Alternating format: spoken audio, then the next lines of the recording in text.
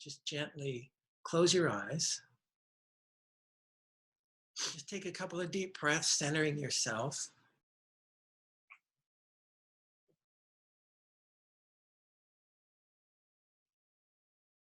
And I'll begin with the reading from the Chandogya Upanishad. I was reminded of it this morning in our morning meditation, and then I came to it later in the day and just want to bring it forward now.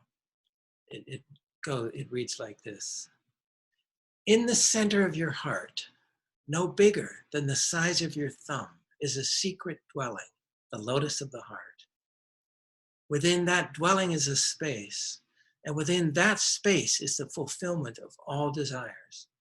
As great as the infinite space beyond is the space within the lotus of the heart.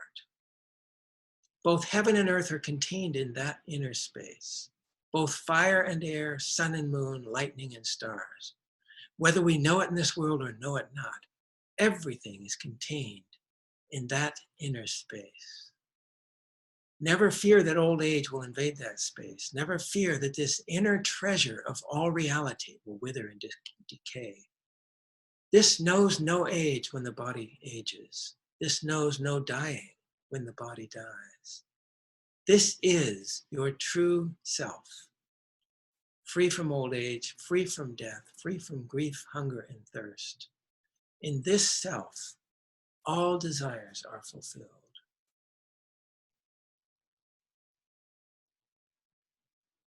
So I'd like you to just imagine now this space more as a presence rather than trying to visualize it right now. And as the Upanishad says, very interesting, it says no bigger than the size of your thumb.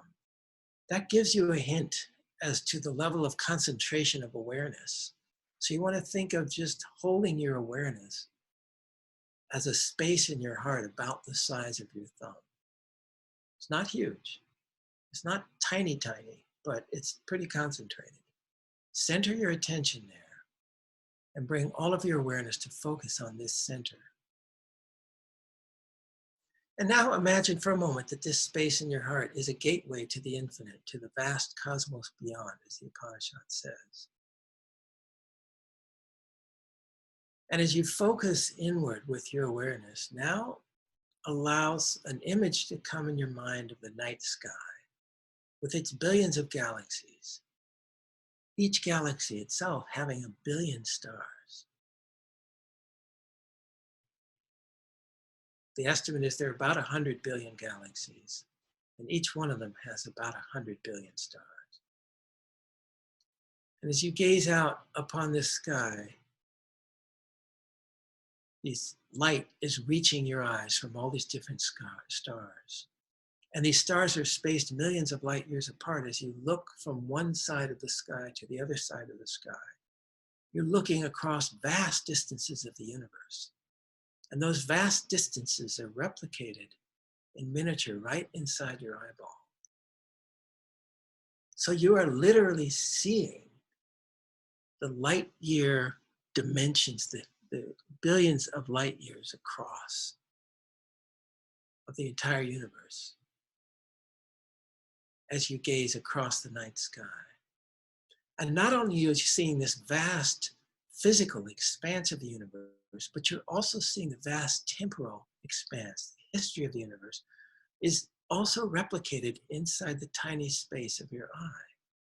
Because when you look upon the night sky, you are not seeing the universe as it is now, but as it was in long past times, ancient times, when the photons that you're seeing were first created. So consider for a moment the life of one of these little photons that you're seeing that's lighting up in your eye right now, coming from a distant supernova star 70 million light years away. So that little photon, that little corpuscle of light, was born 70 million years ago. And when it came into existence, it immediately began racing through space at 300,000 kilometers per second.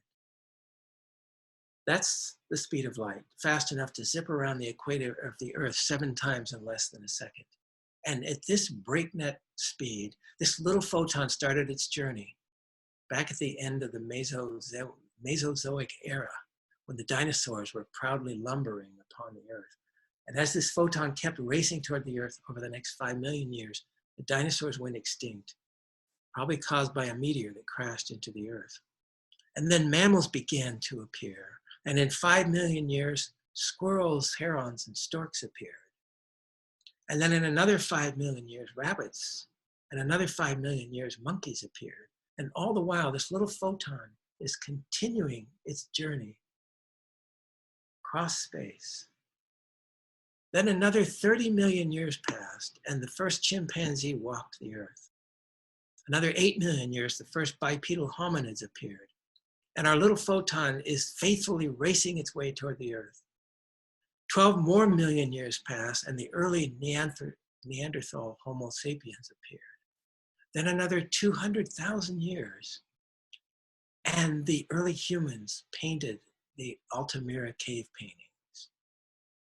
And then after another 20,000 years, writing was first developed in Sumeria. Now our little photon is nearing the end of its long journey. It's a mere 6,000 light years away from its destination. In these last few moments of the photon's vast journey, we witness the rise and fall of all ancient human civilizations. And then we move right up to the last few hundred light years, in which we see the rise of modern industrial civilization. And finally, when the photon is only tens of light years from its destination,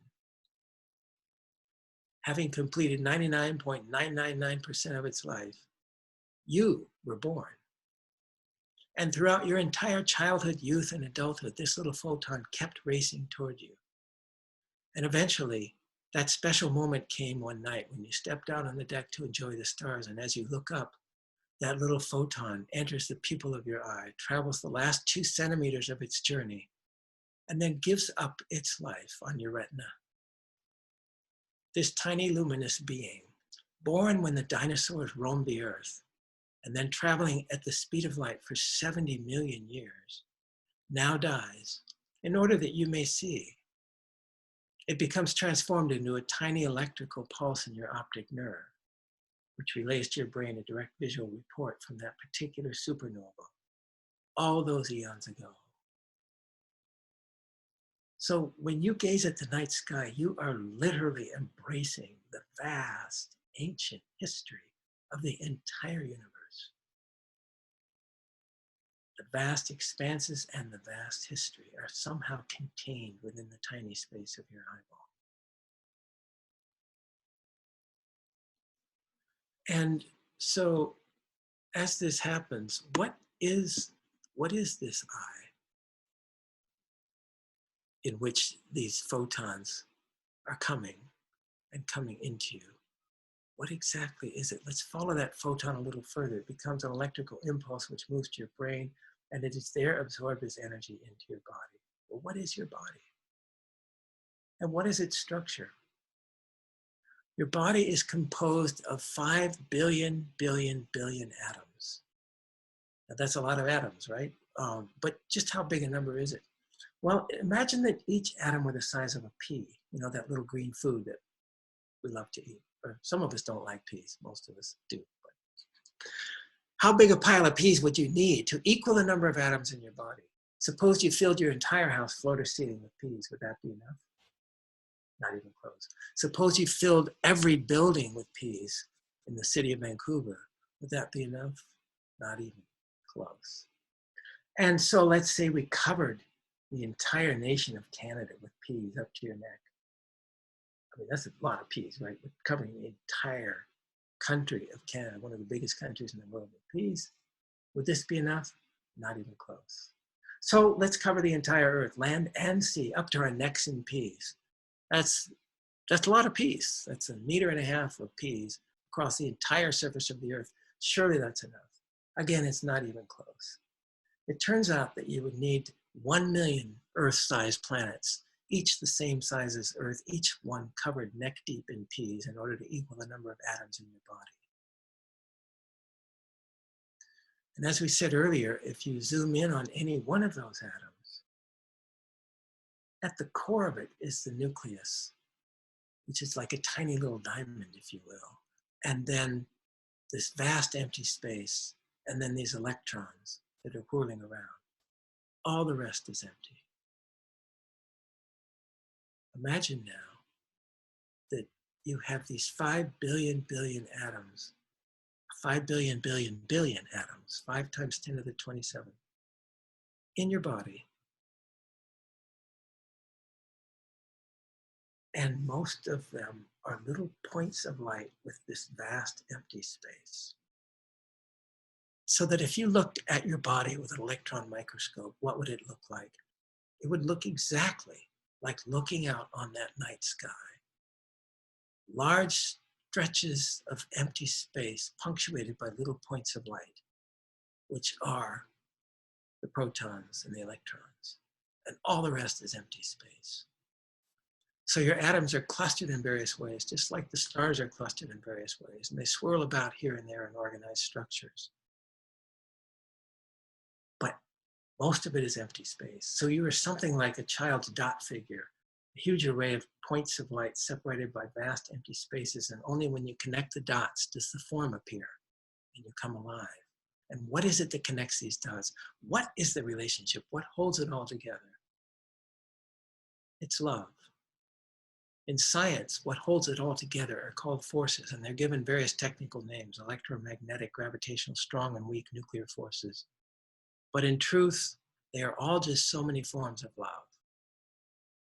You are made of tiny points of light, all woven together by love in a perfect tapestry. This love is the same love that holds the planets and the galaxies together. You are a galaxy of light, knit together by love. And you are in turn held in the embrace of love by the earth, which is held in the embrace of love by the sun, which is held in the embrace of love by the galaxy, the Milky Way, which is held in the embrace of love by the supercluster, the Laniakea supercluster, which is held in the embrace of love by the infinite supreme mystery we call God. There's a Sufi saying, I was a hidden treasure. This is God speaking. This is a hadith. Hadith means the words of God speaking as revealed to the prophet.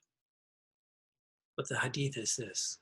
The voice of God says, I was a hidden treasure and longed to be loved, and so I created the universe.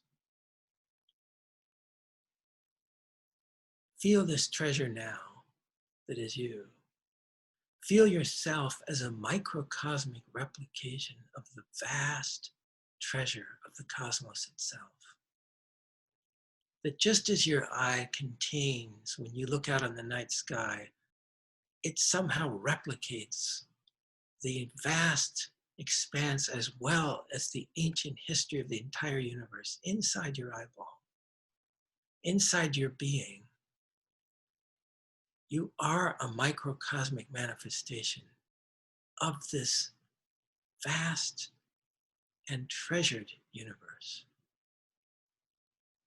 This treasure was created by God in order to reveal the treasure that God is. The secret song in your heart is the entire universe singing. The galaxy that is you and the galaxies that comprise the universe are one living treasure, the body of God, which we call the universe.